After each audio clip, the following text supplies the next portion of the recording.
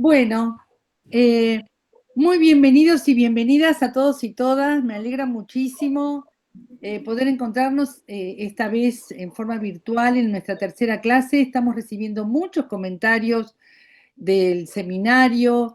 La verdad que los vemos muy activos en el seminario. Se los agradecemos muchísimo porque era nuestra intención, era nuestra idea. Y hoy, en el aniversario del general, ¿no? El aniversario que siempre recordamos, el día de su fallecimiento, bueno, tenemos una clase muy particular, va a ser nuestra manera de recordarlo, lo vamos a hacer en la diversidad, ¿eh? Por eso le hemos invitado a Carlos Raimundi hoy, que casi es nuestro ya, casi es nuestro. Después él nos contará, él nos contará. Bueno, vamos a empezar entonces con los avisos parroquiales y después ya le paso a Paula para empezar formalmente el panel. En primer lugar, agradecerles muchísimo la conformación de los grupos de estudio. Ustedes recordarán que los grupos de estudio son grupos que van a servir para hacer un trabajo final que tiene ya previsto un plazo de entrega, que es a fines de julio, ya terminada la etapa de las clases, pero además de tener un plazo de entrega, tiene un objetivo que quizás no está escrito, no está explícito, pero que todos sabemos que puede valer por esto el trabajo, que es que ustedes interactúen entre ustedes, se conozcan, creen lazos, se vinculen con compañeros y compañeras de otras regiones. Por eso nos interesaba tanto que fueran aleatorios, que se encontraran con personas que fueran para ustedes una sorpresa. Hay una tarea específica que se les pide, que es pensar una nueva estatalidad y estrategias para alcanzar esa nueva estatalidad y esa nueva acción política en un próximo ciclo de gobierno nacional y popular. Esa es la tarea concreta que se les pide, pero la verdad que uno espera cumplir con todos esos objetivos no escritos que tienen que ver con encontrarse, vincularse y poder caminar juntos este trayecto de la militancia. Por otro lado, ustedes saben que cada grupo tiene un delegado o delegada y un tutor o tutora que va acompañando a ese delegado o delegada en las lecturas, en lo que tienen que mirar, revisar, etcétera. Estamos pensando en un ensayo sencillo de entre 4 y 10 páginas, no más que eso. Por supuesto que es orientativo, decir entre 4 y 10 páginas es orientativo, nadie escribirá una Biblia y nadie escribirá 3 renglones, pero es aproximadamente lo que uno está esperando y por supuesto estos documentos van a pasar a formar parte del repositorio del Patria y en los casos que consideremos van a ser publicados en la web del Patria, en su sección de documentos. Dicho esto, voy a leer, antes de empezar el panel, voy a leer los grupos porque nos da la sensación que hay un grupo, una patrulla perdida, digamos, que hay un grupo que todavía no lo hemos encontrado de los grupos que se reunieron por Zoom en la clase 1. Así que los leo. El grupo 1 es la Carlos Matus, el grupo 2, el Balcón 111, lo voy leyendo con sus delegados. La Carlos Matus con Manuel Fernández Otacé, el Balcón 1111 con Marian Nachajuali, el grupo 3, San José 1111 con Adriana Privato, el grupo 4, Vamos a Volver con Fernando Gómez, el grupo 5, La B de la Victoria con Agustín Badaraco, el grupo 6, Cristina Libre con Grisel Pascual, el grupo 7, Desafiantes con Pablo Neri, el grupo 8, La Patria nos convoca con Josefina Gallo, el grupo 9, Vamos a Volver por un Estado que funcione con María Eugenia Gamarra, el grupo 10, GPS, me encanta ese nombre, debo decirlo, Gestión Peronista y Soberana con Emanuel Auría, el grupo 11, Representar con Luciana Laje, el grupo 12, Cruz del Sur con Fernando Ríos, el grupo 13, Unidad para la Victoria con Nadia Marchetti, y nos parece, nuestra hipótesis es que nos falta encontrar al grupo 14. Así que si alguno no está en ninguno de estos grupos y recuerda haber estado en un grupo por Zoom, nos lo hace saber por el chat. Recuerden lo que recién dijo Paula, lo vuelvo a repetir porque tiene que ver con lo que va a suceder ahora. Recuerden que el chat por ahora lo utilizamos para poner nombre completo y DNI para los casos que entraron directamente por el link al Zoom para poder tomar su presente. Los que entraron por plataforma no se hagan problema. Y en este caso, solo chatear durante cuando empiecen las exposiciones respecto de este grupo perdido, que es la consigna que les hago, o la consulta que les acabo de hacer. ¿Por qué? Porque la idea es que a partir de que comienza el panel de Carlos y mío, a partir de ahí la idea es que haya breves comentarios y preguntas acerca de lo que estamos diciendo para no ser distractivos, ¿sí? En la clase 3, ustedes saben que el módulo 3 refiere al pacto democrático, es decir, a esto que parece haberse perdido, a esto que tiene que ver con una sociedad que define su manera de organizarse y de gobernarse.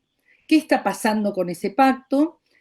Y en un segundo momento, por supuesto, le vamos a dar la exposición central a Carlos sobre este tema, y en un segundo momento el módulo refiere a la alianza Estado-Comunidad en una nueva estatalidad que lo voy a abordar yo.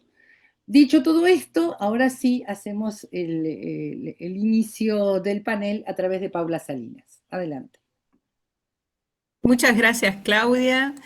Bueno, mi parte es por sobre todo darle la bienvenida al doctor Carlos Raimundi y contarle algo de él, su perfil, quién es nuestro visitante hoy. Carlos Raimundi es abogado, egresado de la Universidad Nacional de La Plata, casa de estudios en la cual desde 1988 y por concurso público es profesor adjunto ordinario de Derecho Político de la Facultad de Ciencias Jurídicas y Sociales. Es secretario general del partido Solidaridad e Igualdad en el Frente Grande Unidad Ciudadana. Entre 1985 y 1987 presidió el Comité Nacional de la Juventud Radical en uno de los periodos de mayor movilización política juvenil de nuestra historia. Representando a la Unión Cívica Radical, en 1989 fue electo diputado de la Nación por la provincia de Buenos Aires, cargo que ejerció durante varios periodos. En uno de ellos, entre 2008 y 2009, acompañó varias de las leyes enviadas por la presidenta Cristina Fernández de Kirchner, como la reestatización de Aerolíneas Argentinas, de las AFJP, la Ley de Servicios de Comunicación Audiovisual y la movilidad jubilatoria. Su último periodo como diputado nacional fue entre el 2011 y el 2015. Entre el 2020 y diciembre del 2023 fue embajador de la República Argentina ante la OEA, Organización de Estados Americanos. Muy buenas tardes, Carlos, y bienvenido. Bueno, ya comienzo. Bueno, muy bien. Bueno, muchísimas gracias. Bueno, un honor para mí, agradecido completamente a Claudia, al área de formación política del Partido Justicialista, del Instituto Patria. Así que para mí un honor y sobre todo en un día tan especial como un 1 de julio, ¿no? Que fue tan conmovedor para nuestras vidas, para quienes estábamos presentes en aquel momento, ¿no? Este, bueno, cómo me gustaría, Claudia, que no sé cuánto me va a faltar para que me consideren del palo. Estoy haciendo yo creo que todos ustedes, por lo menos las personas que me conocen aquí en este Zoom, saben perfectamente Ah, ya sos, que yo sí. soy del palo. Mirá, yo estoy haciendo muy de a poquito, una recomposición así de material y en el año 86, cerrando, pues es que era un Día de la Madre, era octubre del año 86, fíjense cómo militábamos nosotros en aquel momento, que no nos importaba que fuera el Día de la Madre, hicimos un Congreso Nacional en Mina Clavero está grabado, está documentado esto que digo. Entonces yo le decía a esos miles de jóvenes que estaban ahí que una de las palabras más lindas que hay, no en el lenguaje político, sino en el lenguaje general, es la palabra compañero. Algunos me aplaudían, otros me chiflaban, pero estoy hablando de hace casi 40 años, así que imagínate si soy o no del palo. Este, bueno, eh, pero bueno, vamos a demostrarlo con el movimiento, ¿no? Con la acción. Este, Ahí Claudia me hizo una reseña conversando previamente de los módulos anteriores. Entonces a mí me parecía eh, necesario recuperar, retomar, digamos, la línea de la cuestión del Estado y sobre todo de esa alianza que debería ser que el día que se forme y que se consolide es la coalición indestructible, que es la alianza Estado-Pueblo, Pueblo-Estado. Eh, y no es casual, porque una de las áreas que hay que abordar es justamente la de la formación de sentido y el papel que el manejo del Estado tiene en la formación, en la construcción del sentido de las palabras, del lenguaje, del pensamiento, la función didáctica de la política en general y de la administración del Estado en particular. Me parece que está subutilizada, digamos, no está utilizada en todo el potencial que creo que debería tener. Pues ustedes fíjense que yo siempre en las clases mías, y bueno, en este momento yo estoy, como recién decía Paula, en la Universidad de La Plata desde hace muchísimos años, pero también en las universidades del conurbano. Estoy en Quilmes y en Lanús, a los cuales les estoy tan agradecida del rol que están desempeñando en la formación de nuestra juventud, ¿no? Y, y de personas que estudian que no son tan jóvenes también. Y es muy distinta la sociología, el paisaje que hay en la Universidad de La Plata, que es una universidad tradicional, y en las universidades del conurbano. Pero tanto en unas como en otras, yo siempre trato de hacer una especie de ejercicio eh, intelectual, especulativo, de imaginar la mesa del poder. Entonces, en diálogo interactivo con los estudiantes, con las y los estudiantes, eh, les pregunto quiénes deberían integrar o quiénes creen ellos, quién creen cada uno que integra esa mesa del poder. Imaginar una mesa del poder real, ¿no? Entonces, les pregunto, ¿no? Si, por ejemplo, la Cámara de Exportadores, la Asociación de Bancos, la Embajada de los Estados Unidos, los grandes medios hegemónicos, eh, la Cámara de la Construcción, la Cámara Automotriz, los exportadores. Y también les pregunto si el Estado integra esa mesa. Y desde luego que me dicen que sí, ¿no? La pregunta siguiente es, ¿cuál de todas esas instancias es la que creen ellos que por su naturaleza debería representar el interés general y no el interés particular, no un interés corporativo? Que Y no porque necesariamente la palabra corporativo tiene que estar asociada a algo negativo, a un disvalor, pero está el interés general y el interés corporativo o sectorial. Entonces, inmediatamente me dicen el Estado. La tercera pregunta es, si saliéramos del aula, cruzamos la vereda y empezamos a hablar con las personas de a pie y le preguntamos cuál es la que tiene peor imagen de todas esas que nombramos y cuál es la que aparece como más atrasada, como más demorada, como más corrupta muchas veces, la mayoría dice, nos contestarían que es el Estado.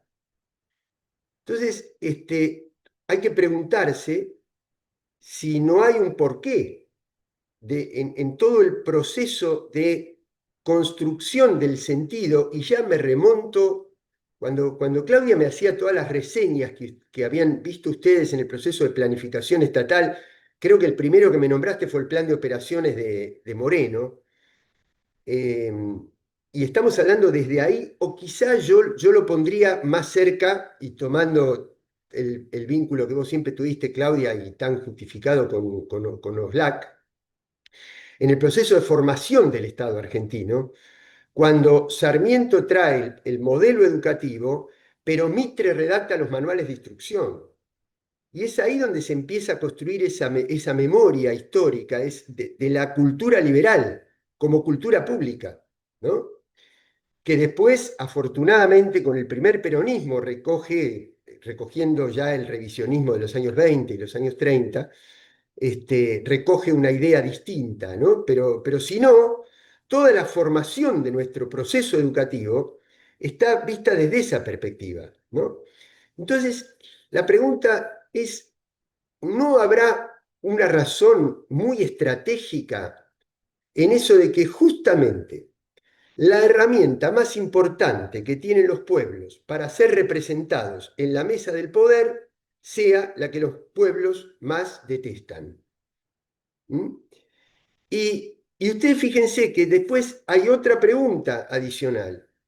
Es, ¿cada cuánto se renuevan las demás instancias?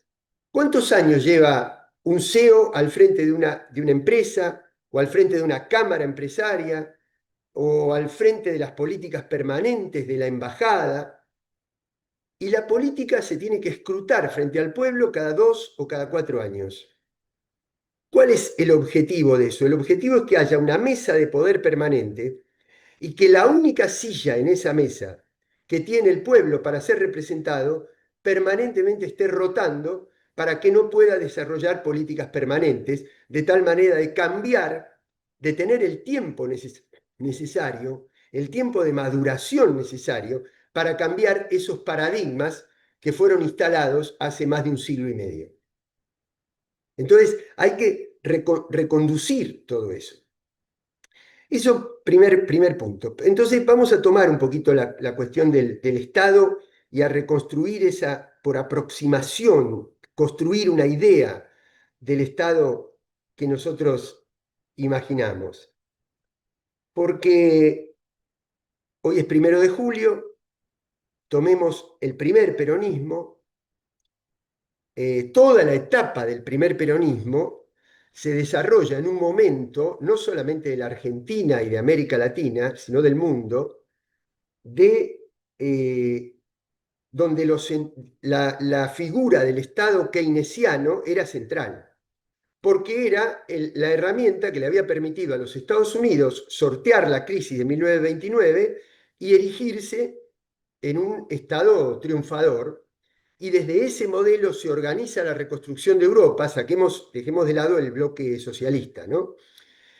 Entonces, las economías industriales estaban en un momento de Primera Guerra, entreguerras, Segunda Guerra, posguerra, la figura del Estado muy fuerte, pero estaban enfocadas en su propia reconstrucción. Entonces, exportaban menos productos industriales, seguían necesitando los productos primarios que nosotros exportábamos y eso nos permitió capitalizar a nuestros estados. Quiere decir que el estado de los países subdesarrollados también era una figura muy importante. El peronismo se organiza, digamos, su proyecto nacional a partir de esa fortaleza del Estado. Pero resulta que a partir del año 45, la humanidad vive esos 30 años más gloriosos del capitalismo. Cristina se ha referido muchas veces a la fase industrial del capitalismo, donde la base de la organización de la renta del capital era la producción. Y al ser la producción, era inclusivo, porque por el momento del desarrollo industrial había gran cantidad de mano de obra intensiva en la producción y además se necesitaba un mercado de consumidores. Y si esto fuera poco, como se confrontaba con el bloque socialista, había que crear alguna figura que neutralizara la amenaza de la tentación comunista en el proletariado. Y entonces fue la figura de la justicia social, del ingreso universal, de la inclusión social, del estado de bienestar. Pero resulta que ese estado de bienestar que lleva al mundo a esos 30 años de gloria, genera también los mecanismos que después, al cabo de esas décadas, van a desencadenar en su propia crisis. Porque, primero, el mundo necesitaba pacificarse y se organiza a partir de instituciones supranacionales.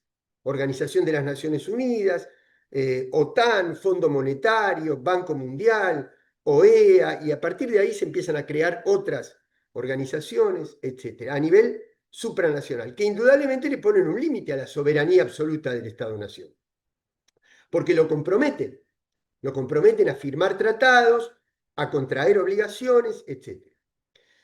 Surgen a partir de el desarrollo industrial ilimitado, los riesgos de la contaminación ambiental, la necesidad de incorporar a la mujer al mercado del trabajo y la carrera armamentista dan lugar al origen de las tres grandes vertientes de los movimientos sociales, que son el pacifismo, el ecologismo y el feminismo.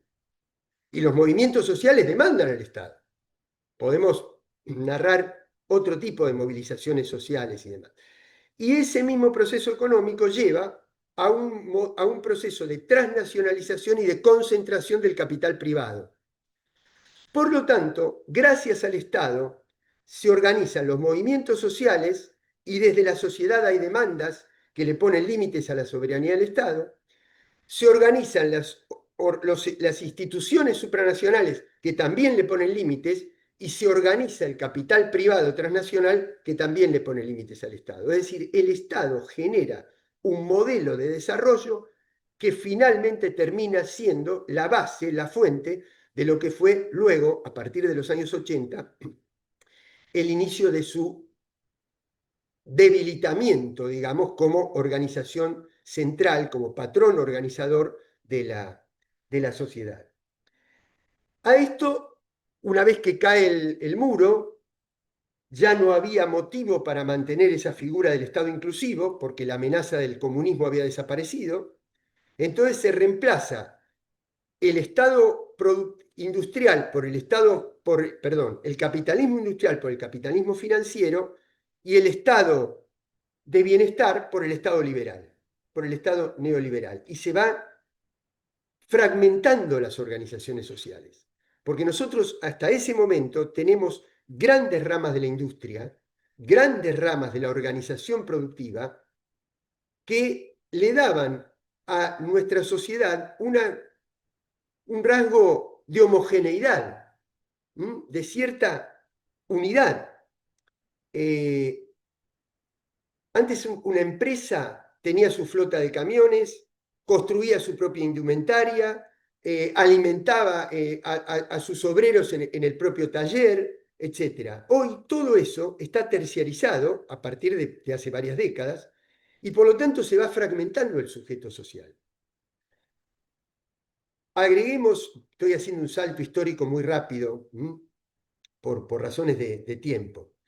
Entonces, agreguemos la revolución tecnológica, la robotización, el trabajo cada vez más a domicilio y la presencia tremenda que cambia absolutamente el modelo de organización social a partir de la tecnología digital, de los grandes servidores y de las redes y plataformas sociales potenciadas con la pandemia.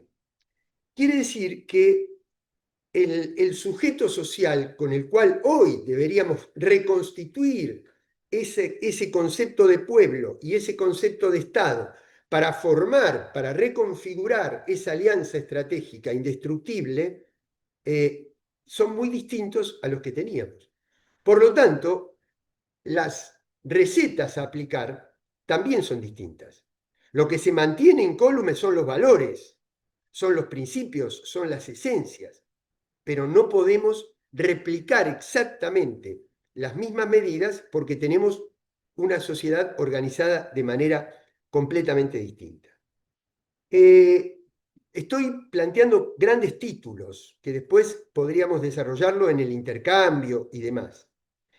Ustedes fíjense que hay algunos rasgos, es decir, uno tiene que preguntarse, yo me obsesiono en preguntarme qué hacer con la política, cómo recuperar el valor de la política, el prestigio de la política.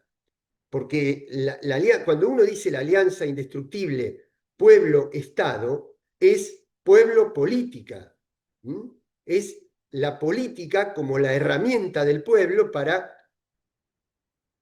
ocupar la administración del Estado y a partir de allí desplegar una determinada idea, un determinado modelo de sociedad, de comunidad organizada. Y indudablemente, esto es una cosa que Cristina, yo se lo escuché por primera vez, quizá lo dijo antes también, creo que fue a principios del año 2017, en un encuentro de Claxo que se hizo en el estadio de Ferrocarril Oeste, allá en la ciudad de Buenos Aires, cuando ella decía, cuando se crea el modelo de democracia que todavía hoy nosotros tenemos, las muelas, dijo Cristina, se quitaban atando la muela a la manija de la puerta y tirando de la puerta para que saliera la muela. Para que se den una idea, no había teléfono, no había electricidad, no se había inventado el ferrocarril, estamos hablando de finales del siglo XVIII. Es la fuente de la democracia tal cual nosotros la tenemos hoy. Entonces, nosotros analicemos cómo ha evolucionado el estado de la naturaleza a lo largo de estos 2 siglos, casi 2 siglos y medio. Cómo ha evolucionado la tecnología a lo largo de estos 2 siglos y medio y a qué velocidad ha evolucionado el sistema de representación política. Es decir, el sistema de representación política hoy no tiene las herramientas que demanda la organización de la sociedad para administrar los cambios en la naturaleza y los cambios en la tecnología. Está absolutamente atrasado y perimido, al menos esa es una idea que yo quiero dejarles, aunque sea para crear una polémica, no para que coincidan o la compartan, pero por lo menos para crear una polémica. Pero además, nosotros estamos atravesando otros problemas frente a los cuales creo también humildemente que no llegamos a tiempo, que no, que no los abordamos, que no nos dimos cuenta de la velocidad que tenían. Y me refiero a dos factores a los cuales nosotros, cuando digo nosotros, digo el campo nacional y popular, ¿no? No estoy utilizando la figura de un partido, sino que estoy utilizando esa idea de la independencia económica, perdón, la soberanía política, para conseguir la independencia económica y concretar la justicia social, y desde allí lograr la grandeza de la patria y la felicidad del pueblo. Ese nosotros, creo que no percibió a tiempo dos grandes cambios que estaban sucediendo en la sociedad. Uno, cómo perciben el sistema político, la actualidad, la realidad, las personas más jóvenes, los más jóvenes de todos. Porque yo recuerdo que era diputado, no sé si Claudia también en ese mandato habremos compartido, a nosotros nos tocó votar cuando se modificó la ley electoral y se consiguió que votaran los jóvenes optativamente desde los 16 años. Y en aquel momento nosotros estábamos convencidos que la inmensa mayoría de los jóvenes iban a votar por nosotros. Y hoy esa ecuación ha cambiado dramáticamente, dramáticamente. Porque creo que aún con todo el potencial de nuestra militancia juvenil, que lo hay, el otro día estuve cuando se celebró porque fue el 9 de junio los fusilamientos, el 16 de junio el bombardeo, el aniversario del bombardeo a la plaza, y la sede del Partido Justicialista, ahí en Mateu, estaba poblada de jóvenes, era el 90% eran chicos jóvenes. Una militancia tremenda, pero dentro de lo que no es militancia, que es el público que nosotros tenemos que reconquistar, ahí yo creo que nosotros perdimos mucho terreno en los últimos años. ¿Pero por qué? Pero por razones muy sencillas. Yo miro el rostro de muchas de las personas que están aquí que puedo acceder en la pantalla, ¿no? Pensemos cuando nosotros teníamos un deseo, por ejemplo, cuando éramos jóvenes y nos gustaba un tema musical. Yo tenía que ahorrar dinero para ir a la disquería y comprarme el disco simple. Eso implicaba una elección de vida, un tiempo, una espera, una relación con el deseo. O tenía que conseguir después, unos años después, un amigo que tuviera una consola con doble casetera para poder grabar el cassette. Hoy los chicos aprietan un botón y tienen el tema. Eso les organiza la vida de una manera diferente.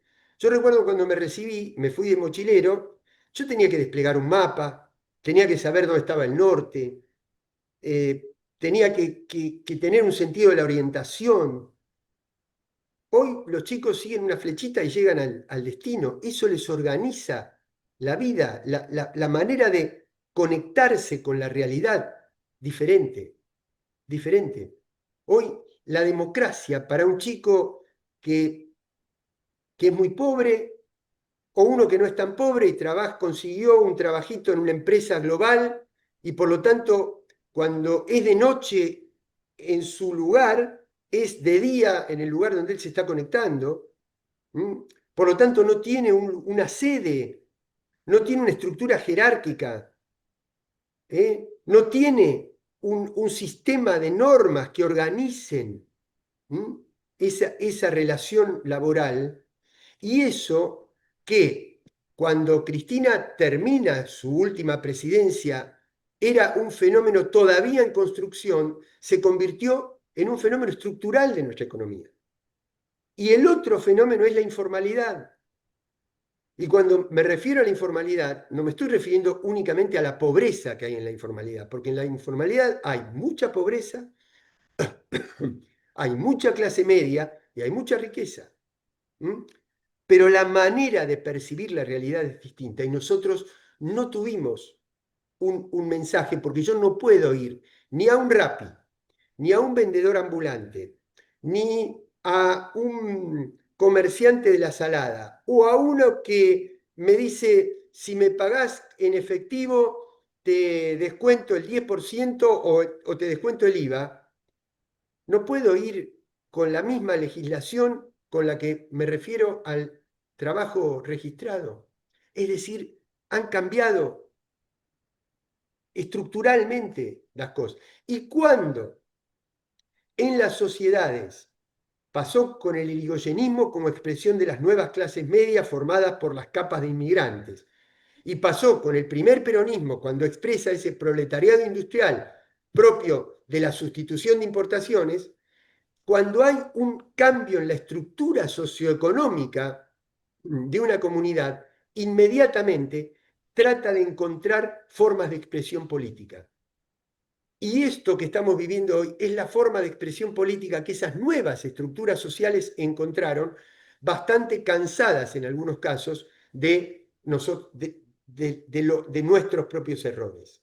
Y creo que hay que asumir eso, porque si no asumimos estos cambios estructurales en la sociedad va a ser muy difícil que enfrentemos estas cosas. Y vuelvo de nuevo a que creo que es Cristina la dirigente que con más rapidez, con más antelación plantea esto, porque cuando ella plantea, si no recuerdo mal, en febrero del año 24, su primera carta sobre los 3 ciclos de la crisis de deuda, cuando termina, dice, el tema de la deuda, de la restricción externa, de los dólares, es central, pero no nos olvidemos, y ahí enumera, relaciones laborales, inseguridad, el rol del Estado, el rol de la educación pública, el sistema de salud, y a mi manera de ver, ahí hay que incorporar el modelo de desarrollo agropecuario de un país como la Argentina.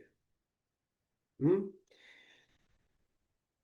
Bueno, tomando lo que Claudia decía de los pactos democráticos, yo creo que la condena de Cristina, la confirmación de la condena de Cristina, es el último, eh, la última muestra de la caducidad absoluta del sistema de pactos eh, constituidos en el año 83. Pero vayamos tomando, ¿no? Uno de los primeros que nos afectó más fuerte, aquel pacto de que se terminaba la etapa en que la política se resolvía con la eliminación del oponente. Ese pacto se quebró el 1 de septiembre del año 22 con el atentado. Pero además Milei se encargó de quebrar todos los demás pactos. Cuando Milei, el 2 de abril, porque además utiliza fechas simbólicas, el 2 de abril reconoce el derecho de autodeterminación de los isleños en Malvinas, está cometiendo una afrenta que va a ser muy difícil de reparar en el plano de la diplomacia internacional, porque es el presidente de un país, ya lo había hecho cuando había dicho que su ídola y su gran referente era Margaret Thatcher. Pero ahí ya en ejercicio de la presidencia está reconociendo un principio que es el antagónico con el principio que todos los gobiernos históricamente de la Argentina habían sostenido con respecto a la cuestión de Malvinas. Bueno, ni hablar del pacto por la justicia social, etc. Pero, ¿qué es lo que pasa? Y creo que fue esta mañana cuando conversábamos con Claudia, que ella decía, aquellos pactos en el año 83 tenían un sesgo liberal. Y tenían un sesgo liberal porque, bueno, primero porque el partido que había ganado era un partido mucho más liberal que el partido justicialista, ¿no?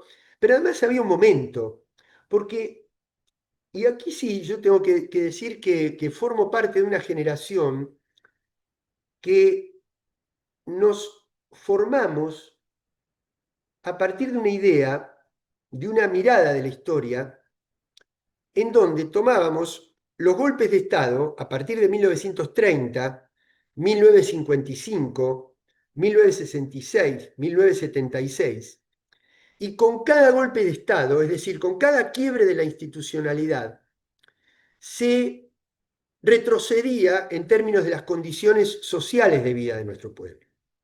Entonces, ¿cuál era la contrafigura de eso? Si con cada quiebre institucional se retrocede socialmente, tenemos que recuperar la estabilidad institucional, la continuidad institucional para conseguir la prosperidad social.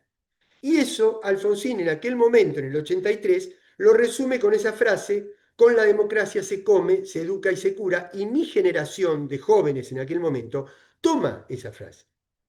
Pero resulta que después transcurre la historia real. Y si yo tomo el periodo 1983-2003, hubo continuidad institucional, continuidad institucional en un momento muy delicado como fue el año 89 con la crisis de la hiperinflación o la crisis de 2001, pero se resolvieron a través de la estabilidad institucional, a través de la ley. No se intervino el Parlamento, no se prohibió la actividad política, se aplicó la ley de acefalía, etc. Es decir, estabilidad institucional. Pero si yo miro que esa continuidad institucional, cómo repercutió en los indicadores sociales 1983-2003, y miro endeudamiento, índice de pobreza, índice de desempleo, habían caído drásticamente.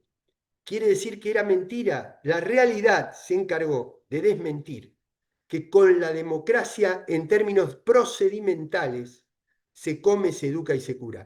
Puede haber democracia procedimental pero no hay democracia social. No. Y ahí es donde una de las cosas en las cuales creo que tenemos que innovar es en distinguir las instituciones instrumentales y las instituciones sustanciales.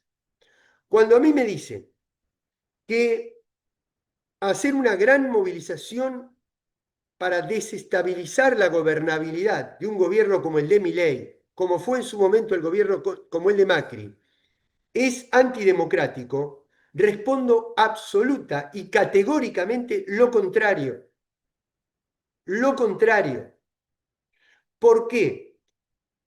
Porque hay una legitimidad de origen, pero cuando se rompen estos pactos democráticos, es decir, ¿qué son para nosotros las instituciones? ¿Qué es para el peronismo una institución? Una institución es la industria.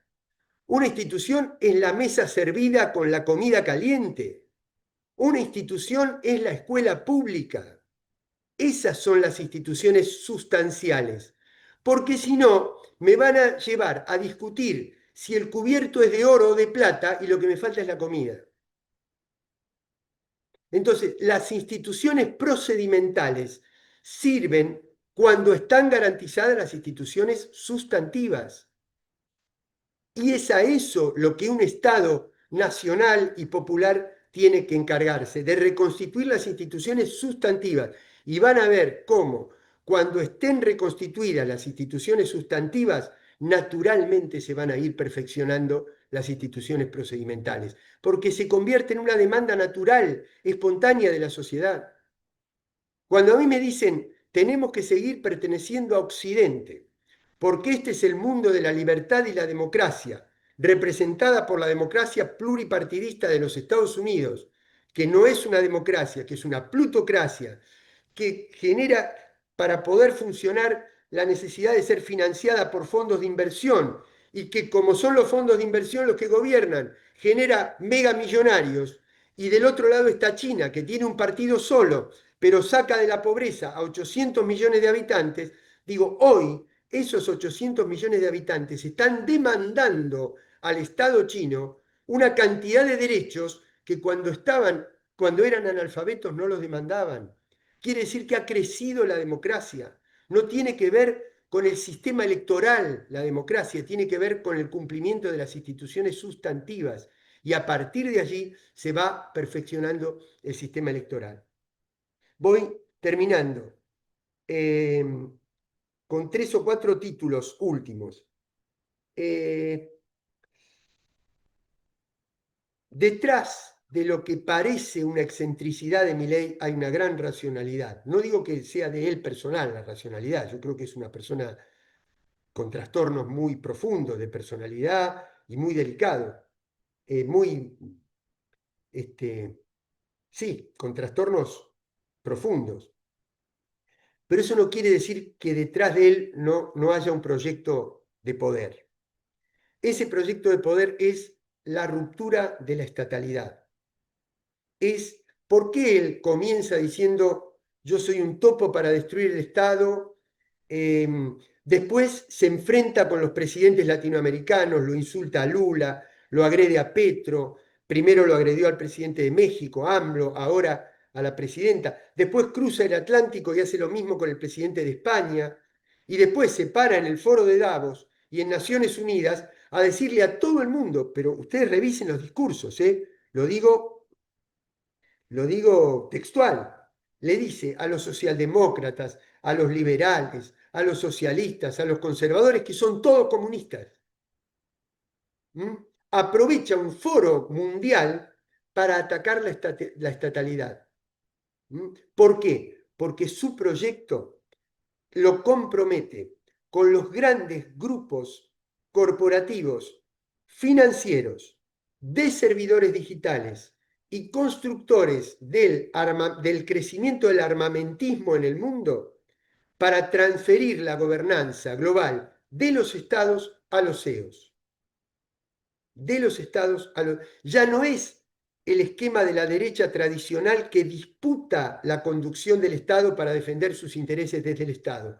Es la lisa y llana desaparición del Estado a expensas de los poderes privados más concentrados. ¿Cuál es nuestro Estado? Bueno, nuestro Estado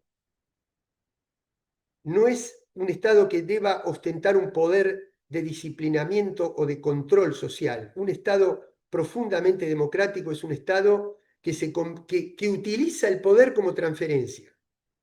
Es decir, toma el poder de donde está concentrado y lo redistribuye. ¿Mm? Toma el poder de los, por ejemplo, el otro día miraba un documento de Oscar Parrilli, donde él mostraba la cuenca del río Limay, la represa de primero Piedra del Águila, después Alicurá, después Chocón, Cerros Colorados. Y decía, las empresas que generan la energía a partir de esta construcción pública del Estado pagan impuestos por un valor del megavatio de $19, pero lo cobran en las tarifas a $70. No es que paguen $19, pagan impuestos por un valor declarado de $19, pero al público, a tarifa dolarizada, precio internacional, se lo cobran 70. Esa evasión es, tomando un botón de muestra, traslademos esto a las mineras, a las ojeras, a las hidrocarburíferas, a las pesqueras. Esta evasión es la que captura los dólares de los cuales debería apoderarse el Estado argentino. No es únicamente los dólares de las exportaciones, sino los que genera la propia economía interna, que se fugan al exterior. Entonces, tomar ese dinero y reconducirlo en un plan. ¿Ustedes se imaginan lo que sería este país con un plan de construir 500.000 o 1.000.000 de viviendas?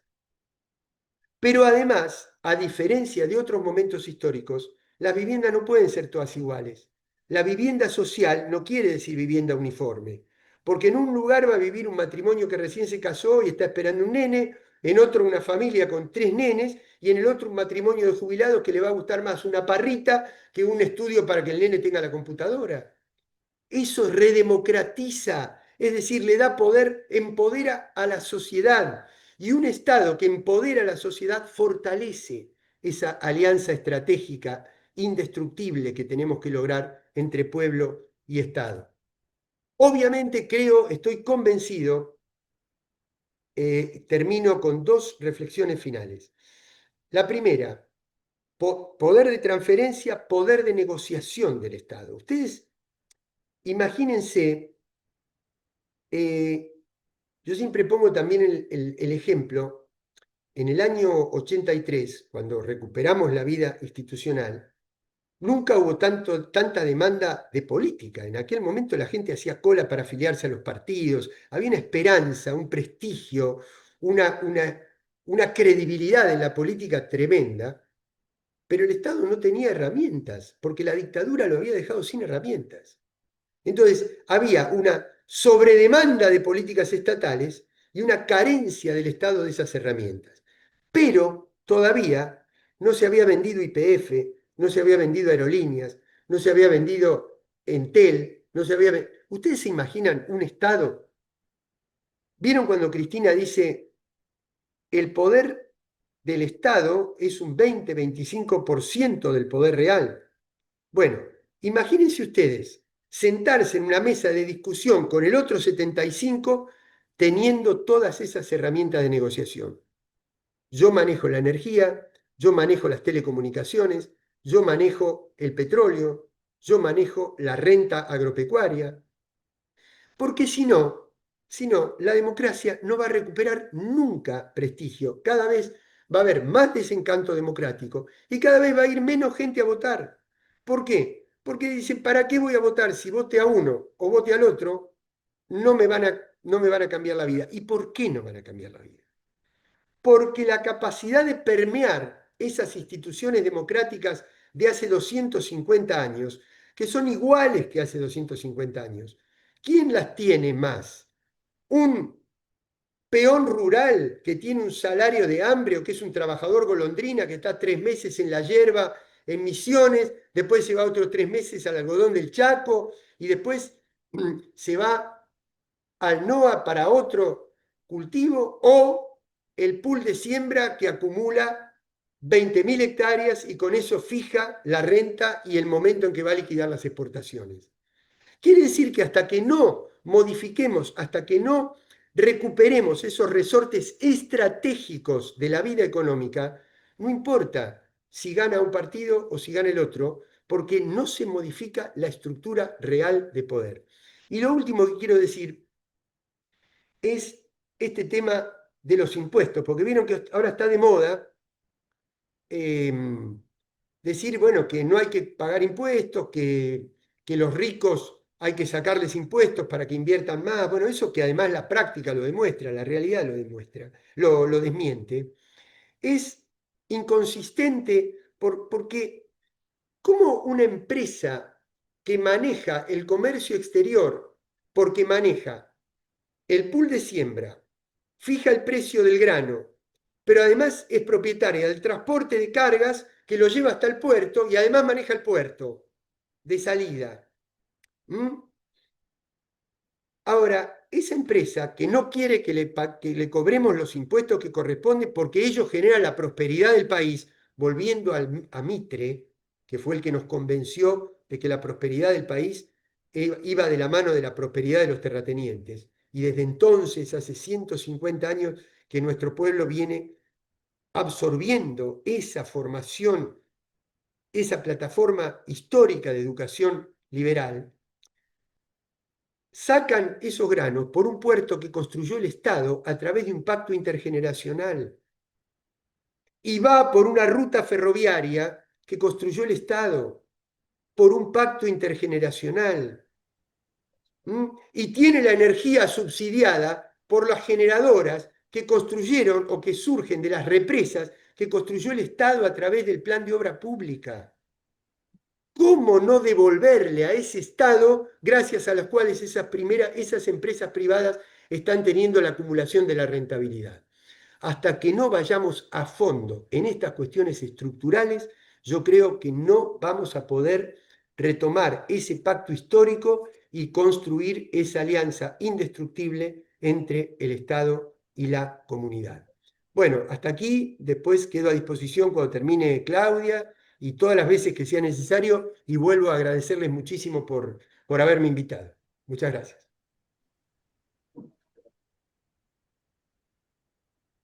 Muchas gracias, Carlos. Aquí tenemos muchas preguntas, muchas consultas para hacerte luego de que Claudia culmine su exposición. No la estoy viendo a Claudia en la sala. Sí, sí, acá estoy, acá estoy. Ah, ahora sí. Acá estoy. Bueno, muchas gracias, Carlos. La verdad que siempre es un placer escucharte, siempre, siempre, para todos, para todas. Hay varios artículos de Carlos en la plataforma, se los recomiendo muy especialmente. Y la verdad que celebrar este día del peronismo con vos es un honor porque sos nuestro, por supuesto que sí. Una aclaración a los compañeros porque hubo ahí alguna recomendación que fue media confusa. Por favor, los que entraron, me pongo el sombrero de organizadora del curso, dentro de 2 minutos me pongo el sombrero de docente. Los que entraron por plataforma virtual, por la plataforma Patria Virtual, no tienen que poner su nombre y DNI. Imagínense si tuviéramos a 200 personas poniendo su nombre y DNI en el chat. Es muy distractivo, compañeros y compañeras. Solo lo tienen que poner los que entraron por el link al Zoom por alguna dificultad con la plataforma y alguien le facilitó el link al Zoom. Entonces, no digan, bueno, por si acaso lo pongo igual, porque es muy distractivo. Entonces, seamos muy cuidadosos, minimalistas en esto. Solo ponen su nombre y apellido y su DNI los que entraron por el sistema de Zoom. Hubo ahí alguna recomendación de un cursante y creo que se prestó a esta confusión. Entonces les dejo estos próximos 2 minutos para que todos los que entraron por el Zoom, por el link al Zoom, pongan su nombre y su DNI, así cuando ahora estamos charlando y cuando después le pidamos las respuestas a Carlos, solo el chat esté a favor de esas preguntas, ¿sí? Así que les dejo estos 2 minutitos para los que le faltan. Les dejo este minuto, los que entraron por el link al Zoom. Los que entraron por el Patria virtual no tienen que poner su nombre, apellido y DNI. Espero un ratito. Y por supuesto, a todos los que entraron por el Zoom, utilicen estos días, estos próximos días, para escribir un correo a Estado y AP, al correo con el cual ustedes interactúan, para pedir, por favor, su matriculación o resolver su problema de ingreso a la plataforma. Les recomendamos muy especialmente entrar por la plataforma porque ahí van a tener todo otro material. Y la compañera o los compañeros que todavía no tengan un grupo de estudio, no lo avisen por el chat, lo avisan por ese correo, ¿sí? Y nosotros les asignamos el grupo, ¿sí? Entonces escriben a estado.institutopatria@gmail.com, avisan tanto dificultades para ingresar a la plataforma como dificultades, como el hecho de que no tengan grupo de estudio. ¿Falta alguien? ¿Falta alguien anotarse? No voy a empezar hasta que no frenen de escribir nombres y DNI. No hay que repetirlo, Juanma, no hay que repetirlo, quédate tranquilo, el chat queda grabado. Entonces no hay que repetir, nos trae confusión que ustedes repitan. Si ya pusieron su nombre, apellido y DNI, ya está, no hay que repetirlo. ¿Mm?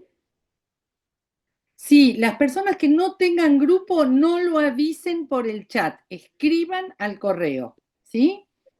Espero un minutito más, 30 segundos más, para que el chat quede totalmente limpio de estos temas y solo nos dediquemos a lo pedagógico.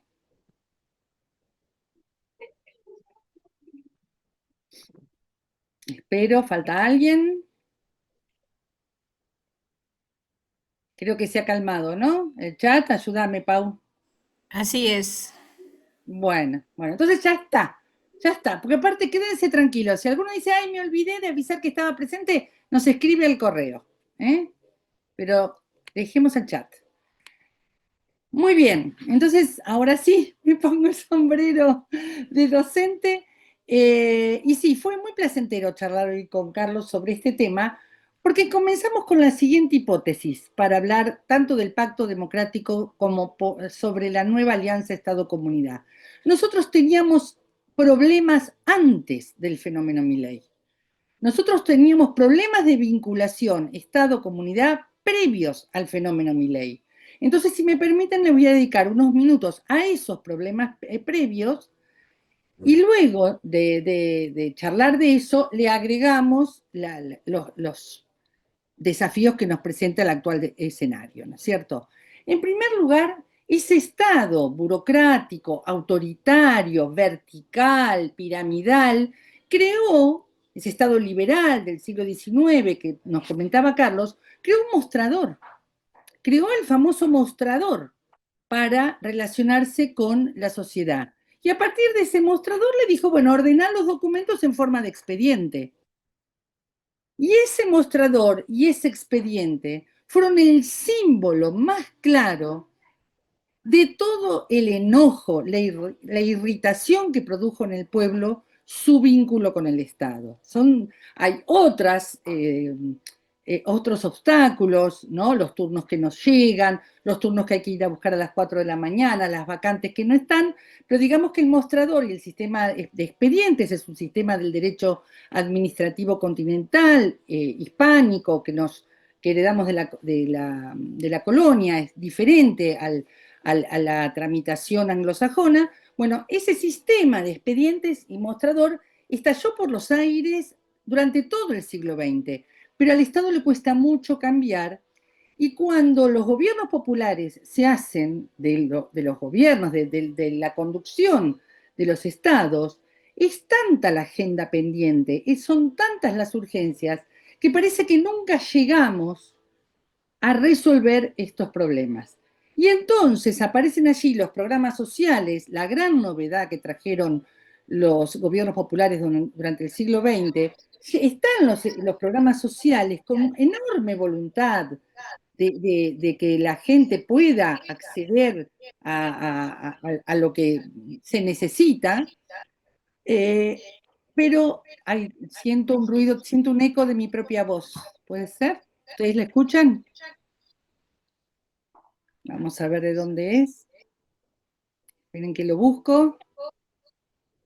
Yo no soy, porque yo, que yo sepa, no lo tengo abierto doble. Hola, hola. Ay, ya lo voy a encontrar, ¿eh? Espérenme. Ya lo cerré, Claudia. Ah, listo. Hola, hola. Hola, hola. Ahora sí. Gracias.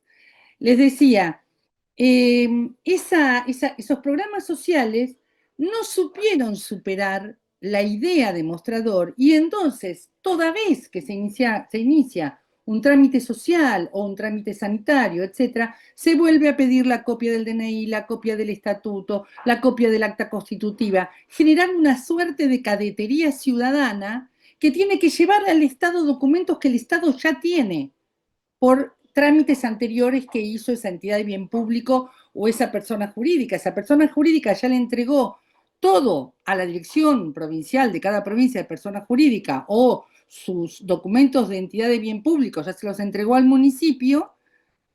Y sin embargo, cuando va a la Secretaría de Desarrollo Social o a la Secretaría de Salud y tiene que ingresar a un programa, le vuelven a pedir lo mismo. Y da ganas de decirle, pero querido, en el segundo piso, arriba de tu cabeza, está mi expediente en el área de persona jurídica o en la Dirección de Entidad de Bien Público. ¿Por qué me pedís lo mismo? Lo mismo con las habilitaciones de negocios, las habilitaciones de comercios, etcétera, etcétera. Otra vez el eco, otra vez el eco. Ya está cerrado. Voy a intentar comunicarme por privado. Bueno, dale, dale, gracias.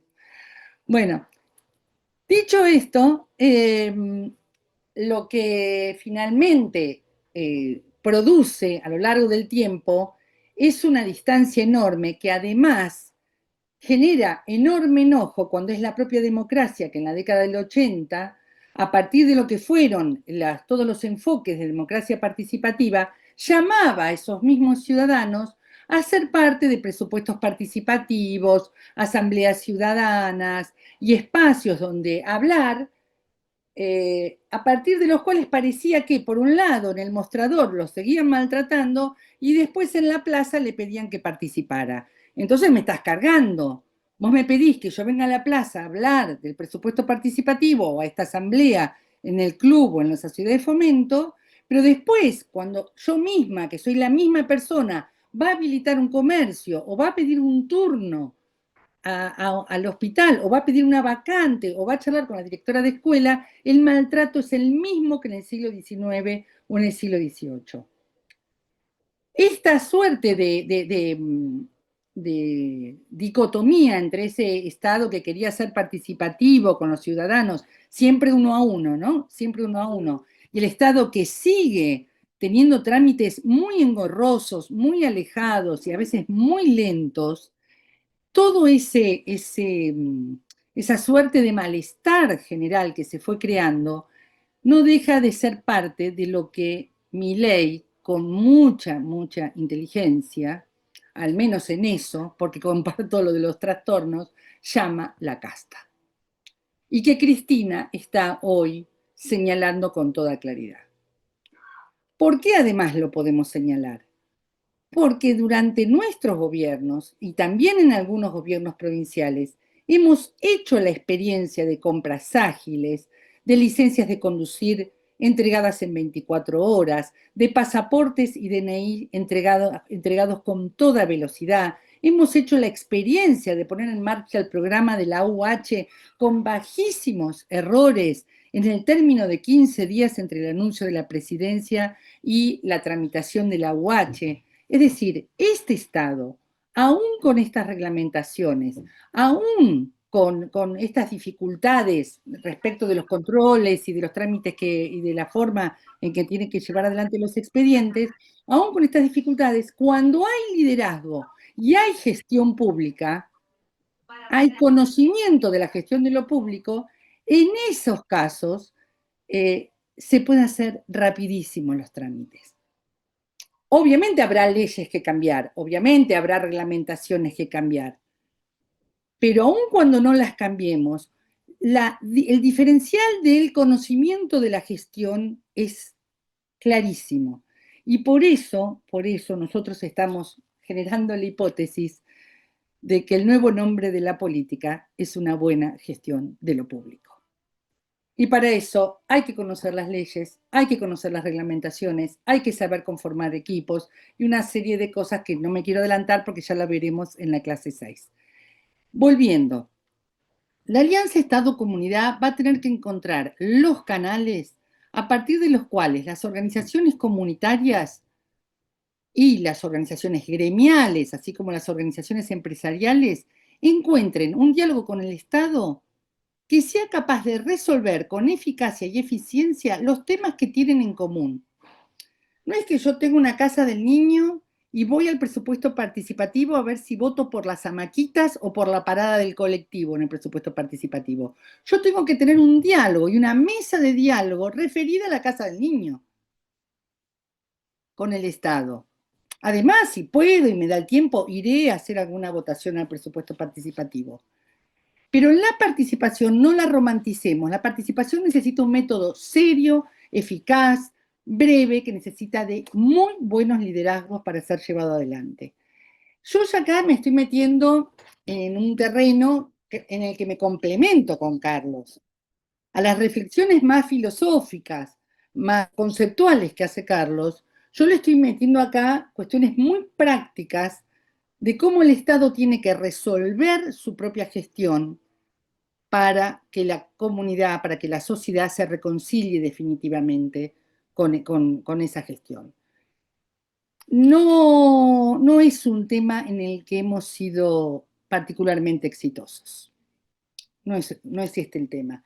Tuvimos grandes hallazgos en materia de gestión, grandes formatos de gestión que permitieron una relación y un vínculo muy rápido y muy eficaz con la comunidad, pero todavía faltan formatos que permitan que los trámites se resuelvan en forma rápida y en forma eficaz. De hecho, como detalle, y acá sí ya incorporo el fenómeno Milei, de hecho, hoy los problemas de gestión de estos programas están siendo utilizados por la nueva gestión para cortarlos, para desfinanciarlos, para decir que hubo corrupción.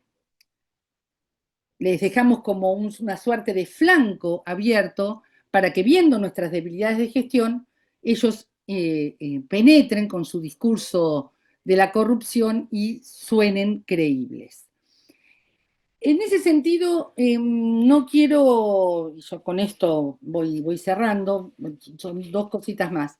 No quiero que esto suene a comprar los discursos de transparencia e integridad que nos vende la OEA, el Banco Mundial y el Banco Internacional de Desarrollo. Para nosotros, la transparencia, la integralidad, la ética es piso de la gestión, no es techo, es piso. Lo menos que podemos ser, si estamos gestionando lo público, es honestos. Ahora, con ser honestos no alcanza. No alcanza. Eso es un piso, esa es la base a partir de la cual habrá que prepararse para saber gestionar. Y esto significa conocer leyes de procedimiento, conocer reglamentaciones de contabilidad, reglamentaciones de compra, una cantidad de cosas, tanto que seamos convocados como funcionarios de lo público en un próximo ciclo de gestión, o tanto que seamos dirigentes comunitarios, sociales de una sociedad de fomento y tengamos que interactuar con el Estado. Nosotros tenemos tremenda debilidad a la hora de redactar leyes, no conocemos mucho de técnica legislativa, somos muy débiles a la hora de redactar ordenanzas, de hecho, hay una suerte de copia constante de lo que han escrito otros, y esto debilita mucho la capacidad de esa única silla que tiene la gestión pública en la mesa de los poderosos, como siempre dice Carlos Raimundi. Vamos a hacerla lo más eficaz y eficiente posible mientras acumulamos poder para contar con más sillas. Y por último, y esto es lo último que les quería comentar, me pongo como muy firme en estos temas de generar una nueva alianza Estado-Comunidad que empiece por entregar bien los turnos, sacar el mostrador, ser eficaces en la forma de tramitar cada cosa, cada diálogo con la comunidad. No quiero dejar de comentar que lo puedo decir con este énfasis porque hay enormes experiencias, tanto en los municipios bonaerenses, como en la provincia de Buenos Aires, como en el Estado Nacional, donde a lo largo del tiempo, a lo largo de las décadas democráticas, hemos demostrado que se puede hacer. Digo porque aquí lo veo a Alberto Esteban, que ha sido secretario de gobierno del municipio, o de planificación, no recuerdo bien, del municipio de San Fernando, con excelentes avances en esta materia.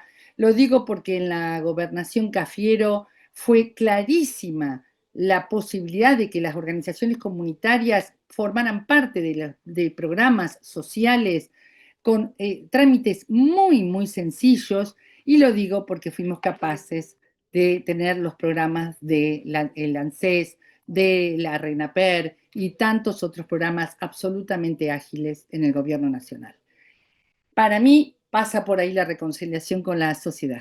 Después llamémosla a foros, a debates, a presupuestos participativos, pero primero resolvámosle las tramitaciones. Los procedimientos y las tramitaciones públicas son para mí el nuevo espacio donde se juega la posibilidad de que nos vuelvan a elegir. Esto es lo que quería comentar, porque la verdad que prefiero que hoy lo disfruten más a Carlos, y vamos entonces por las preguntas hacia Carlos. Si hay alguna para mí, bienvenida, pero prefiero que lo aprovechen a él. Muchas gracias. Gracias, Claudia. Bueno, efectivamente hay muchísimas preguntas para Carlos. Hay muchas, quiero avisarles a todos que confluyen, que por ahí están formuladas de distinto modo, así que nuestra compañera Judith Abreu ha estado trabajando todo este tiempo para poder satisfacer las consultas y las preguntas de todos. Judith, ¿podés abrir tu micrófono? Hola, ahí sí, se me... Ahí sí, buenísimo. ahí estamos. Bueno, algunas de las preguntas han ido respondiéndose, tanto como por Claudia, es vinculada precisamente a la aplicación de la tecnología, cuestiones vinculadas a las redes. Así que hemos agrupado las preguntas, primero para Carlos. Bien, una de las preguntas es la siguiente. ¿Cómo caracterizaría al actual sujeto social? ¿Cuál cree que es la identificación que tiene el ciudadano actual tanto con el Estado como con la política? Más aún considerando a la franja etaria, desde los 35 años en adelante, que se encuentra fuera del sistema principalmente del trabajo. Por otro lado, teniendo en cuenta que solo está votando un 50% del padrón, ¿cómo cree que se puede ayudar a Cristina a hacer la nueva estatalidad y lograr que la gente vuelva a votar en ese sentido? ¿Cuáles podrían ser las nuevas estrategias para una efectiva representación y para la reconstrucción de los lazos sociales? Para usted, ¿qué lugar de prioridad ocupa la reforma constitucional para volver a la alianza Estado-Comunidad? Y por último, ¿podría profundizar la distinción entre el liberal y lo antiista? No escuché lo último entre liberal Entre lo liberal y lo antipista. y lo anti. Peronista. Peronista. Ah,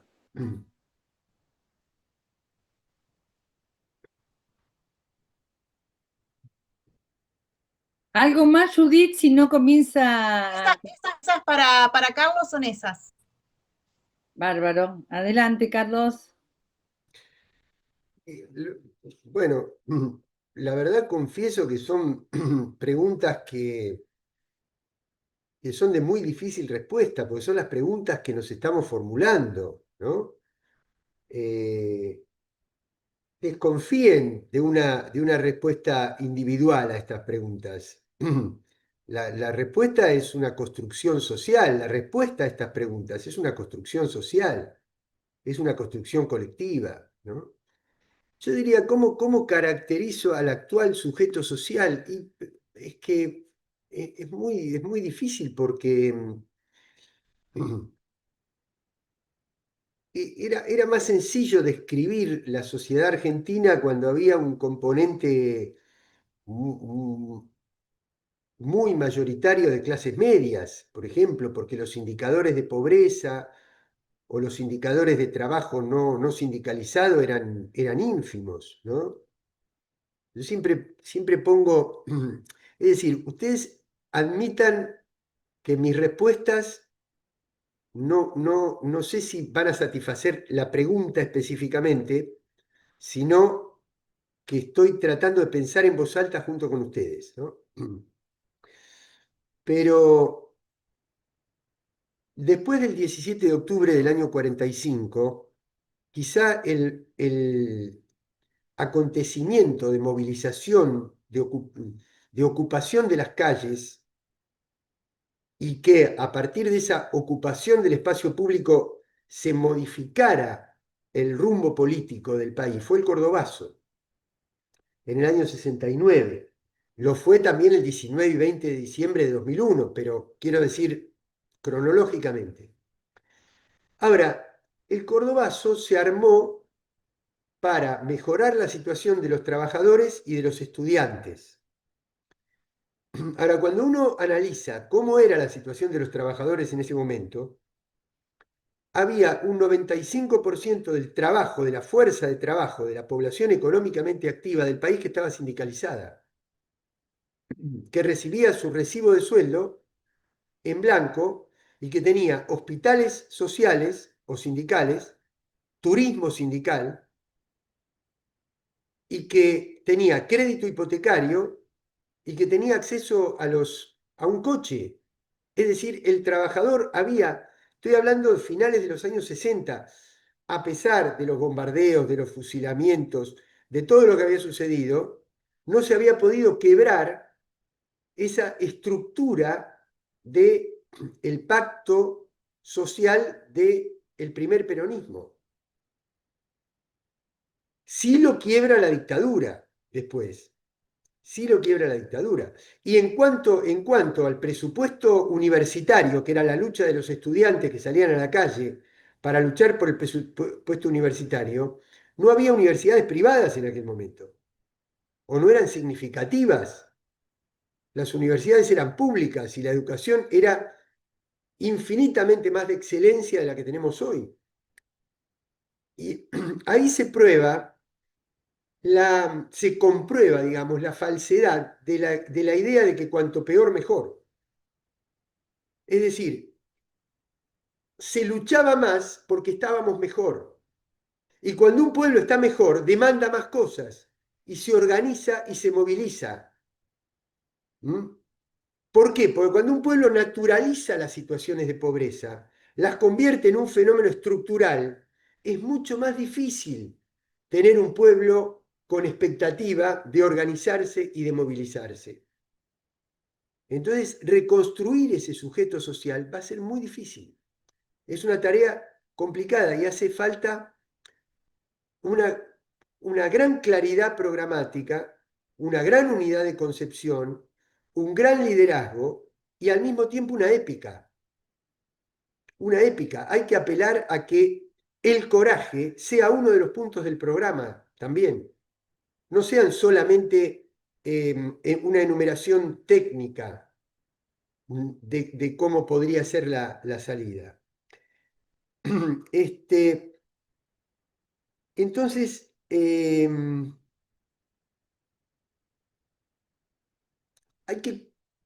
porque al sujeto social, el sujeto social no es una estructura estática, es una construcción. Es una construcción, es un proceso. Al sujeto social se lo construye. Se construye el sujeto social jóvenes con conciencia militante. Se construye el sujeto social trabajadores con conciencia de clase. Se construye el sujeto social, feminismos para trabajar por el ni una menos, por el derecho de las diversidades, etc. Y se lo construye conjuntamente entre esa retroalimentación que hay entre una sociedad que se organiza y que ocupa el Estado y un Estado que da respuestas para recuperar ese ciclo, ese círculo virtuoso.